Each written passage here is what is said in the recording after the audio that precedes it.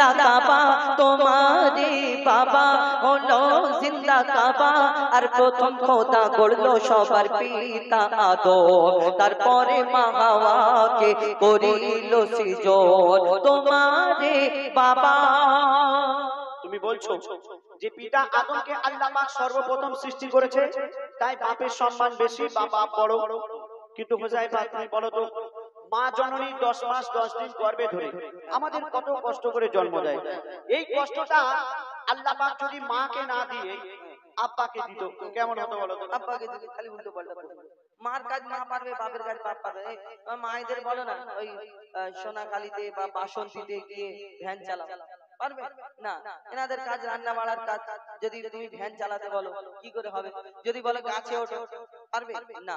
কিন্তু আমি যদি আমি আরেকটা কথা বলি, আমার এই দেবুদাকে যদি বলি একটু ইগোটা বাড়িয়ে দাও, উনি বাড়িয়ে দেবে, উনি সবসময় হাসে। হ্যাঁ, বাড়িয়ে দাও, বাড়িয়ে দেবে। কিন্তু তোমার মায়েদের বলে একটু ইগোটা বাড়িয়ে দাও বা একটু বেশ বাড়িয়ে দাও, এমন বেশ বাড়াবে পুরো অনুষ্ঠানের বেশ শেষ হয়ে যাবে। অর্থাৎ মার কাজ মা পারবে, বাপের কাজ বাপ পারবে। মার কাজ মা পারবে, বাপের কাজ বাপ পারবে। কিন্তু হুযায়ফা শুনে রাখো, আমি একটা কথা বলি, বাপের কাজ মা পারবে কিন্তু মায়ের কাজ বাপ পারবে না। কেন শুনবে? এখন যদি আমার মায়েদের বলি মা গো একটু বেশ বাড়িয়ে দাও, ইগো বাড়িয়ে দাও, ওনারা জানে না তাই পারবে না। কিন্তু আমার মায়েদের যদি প্র্যাকটিস করানো যায়, মায়েদের প্র্যাকটিস করানো যায়, আজ না হয় 1 মাস 2 মাস 3 মাস পরে কোনটা বেস কোনটা ট্রিবল কোনটা ইগো সব বাড়াতে পারবে। মেয়েরা চাঁদের দেশে চলে যাচ্ছে, সামান্য ইগো বাড়াতে পারবে না। কিন্তু দাদাকে যদি বলি দাদা তুমি একটা সন্তান জন্ম দাও তো, সুরেই বলবো তো, শোনো। কত যাতনা সহিল গর্ভে তোমার ধরে, কত যাতনা সহিল গর্ভে তোমার ধরে, রক্ত মাংস খেয়ে বাঁচি মায়েরই উদরে। স্নেহময় মাঝে আমার মমতারি চাদর, ওগো স্নেহময় মাঝে আমার মমতারি চাদর, কত আঘাত সয়েছে মা করেছে তোর আদর। মায়ের সেবা না করিলে দোয়া হবে না কবুল, মায়ের সেবা না করিলে দোয়া হবে না কবুল। মাকে ভালোবাসলে খুশি হবে আল্লাহ রাসূল। হুযায়ফা তুমি বলো আর জ্ঞানের আঁখি খোলো, হুযায়ফা তুমি বলো আর জ্ঞানের আঁখি খোলো। আমি আবুল কালাম মায়ের গোলাম, মা আমার জান্নাতের সমান, আমার মায়ের দোয়া থাকলে সাথে ছোঁবে না জাহান্নাম। মায়ের দোয়া সাথে থাকলে জাহান্নাম ছবে না। মা খাইয়েছে, মা পরিয়েছে, আর তুমি হলো হুযায়ফা তুমি বলো জ্ঞানের আঁখি খোলো। কারণ তুমি আমাকে পাগল মনে করো, ঠিক আছে যাক আল্লাহ বিচার করবে। তো মা খাইয়েছে, মা পরিয়েছে, মা 10 মাস 10 দিন গর্ভে ধরেছে, মা লালন পালন করেছে, মা রক্ত মাংস খাইয়ে মানুষ করেছে, মা খাইয়েছে পরিয়েছে লালন পালন করেছে, দুধ পান করিয়েছে, পেশাব পায়খানা পরিষ্কার করেছে, জন্ম দিয়েছে, কত কষ্ট করেছে।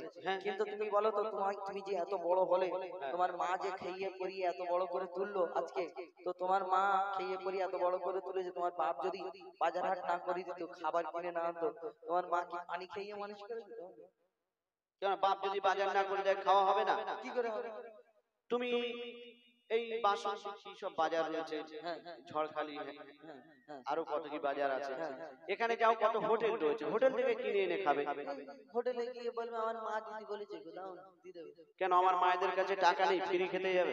তো তুই আব্বার কাছে চুরি করবে, ছাড়া কি? কেন চুরি করতে যাবে? এখন আমার মায়েরা লক্ষ্মীর ভান্ডারে 500 টাকা করে পায়, সেটা কদিন চলবে? 500 টাকা চলবে তো, ফের বাড়িয়ে দেওয়া হবে, টেনশন নিচ্ছ। তুমি বললে ওই আচ্ছা তোমাকে আরেকটা প্রশ্ন করি, তুমি তোমার ওই মায়েদের আরেকটা প্রশ্ন করি যে তোমার বাপরা যদি বিদেশে কাজে চলে যায়, তোমার মায়েদের কত কষ্ট হবে জানো? বাপ যদি বিদেশে কাজে চলে যায়, মায়ের কষ্ট হলে মা নানির বাড়ি চলে যাবে, এমনি মানবে না। শোনো, ওই যার ওসিলায় এলে ধরায় পিতা জন্মদাতা। হ্যাঁ ঠিক আছে, তুমি কি বিনা বাপে এসেছো? হেলিকপ্টার বাপ না হলে দুনিয়ায় আসতে পারবে না, বাপ মা দুজনকে লাগে। শোনো, ওই পিতার ওসিলায় এলে ধরায় পিতা জন্মদাতা, আর পিতার মনে তাই কখনো দিও না গো ব্যথা। তুমি পিতার মনে তাই কখনো দিও না গো ব্যথা। আর খেটে খেটে শুধু মা খেয়ে গেছে মা পড়িয়ে, যারা দিন মজুরি কাজ করে, ট্রেনে বাসে হকারি করে, রোদে মাঠে ঘাটে পুড়ে চাষ করে, তাদের জিজ্ঞেস করবে বাপ হতে গেলে কত কষ্ট, যার বাপ নেই তাকে জিজ্ঞেস করবে কত কষ্ট, শুধু মা করেছে মা করেছে। শোনো, ওই খেটে খেটে বাবা মাথার ঘাম পায়ে ফেলে, আর রক্ত পানি করে আহার মুখে দেয় তুলে।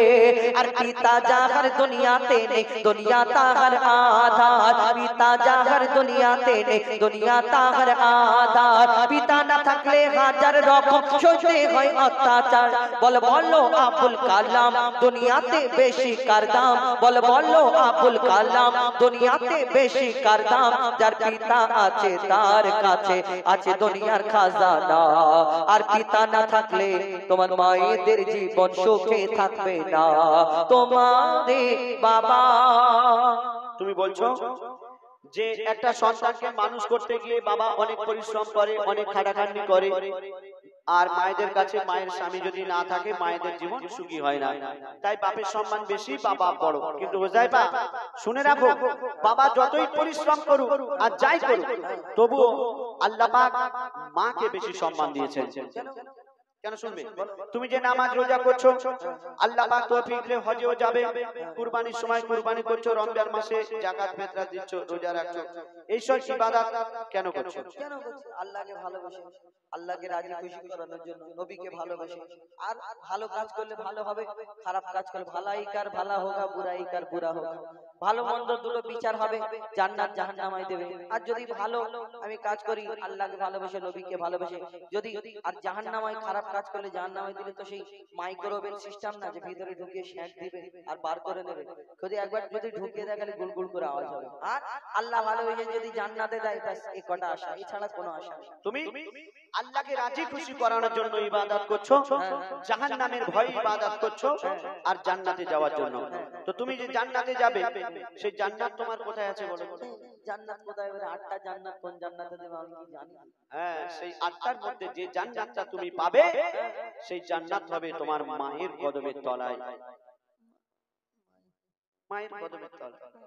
ঠিক আছে, মায়ের কদমের তলায় যদি জান্নাত হয়, হ্যাঁ এত খুশি হওয়ার দরকার নেই। কেন? জান্নাত যদি মায়ের কদমের তলায় হয়, জান্নাতের চাবি থাকবে তোমার বাপের হাতে, তুমি যাবে? জান্নাতের চাবি বাপের হাতে? ঠিক আছে, ওই পার্টটা আমি তোমাকে পরে বোঝাচ্ছি, তার আগে শোনো। বলো। মায়ের কদম তলে আছে সন্তানেরই জান্নাত, ওগো মায়ের কদম তলে আছে সন্তানেরই জান্নাত। দিনে রাতে সেই মায়ের করে যাও খিদমত। কেন? যদি কেটে গায়ের ছাল মায়ের জুতা বানানো হয়, এক ফোঁটাও দুধের দেনা শোধা যাবে না দুনিয়ায়। মা যদি বদদোয়া করে জীবন তোমার বরবাদ, মা যদি বদদোয়া করে জীবন তোমার বরবাদ। মায়ের মনে আঘাত দিলে আরো সে লাগে আঘাত।